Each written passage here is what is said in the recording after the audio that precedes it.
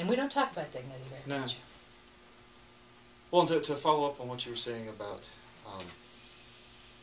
the classroom environment, if a child has come in from the playground where there's been name calling or whatever, how is that child going to be able to focus on the lesson while there's a scar forming inside from things that he or she has heard that were said? And that's going to be what their brain is focused on when the math lesson is going on. So why every student deserves a safe environment in which to learn. And I think classroom management has gotten us to the point where we set up these rules that, you know, kids coming back from the playground, a class teacher with small kids could hear nothing but tattling for the next 20 minutes about everything that went on. So the rule is, when you come in from recess, you don't tattle.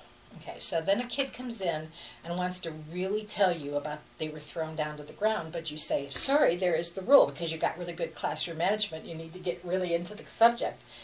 And then taking it from the child's standpoint is that child needs to tell you something for some reason.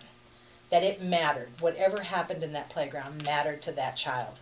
But you have just said the rule is much more important than what you are.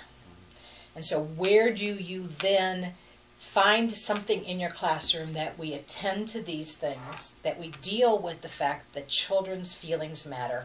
Or how do you say, I know this situation sounded like it was really something that was very difficult for you, and I really want to get to this, and we'll talk about this and figure out a place where you can contain it or talk about it.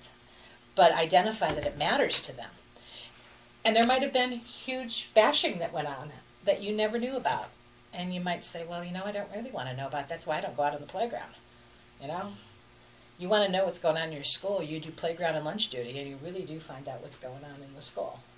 You want to know as an administration of a university what's going on. You get out of your office and you walk around and you see it. But that takes, I don't know.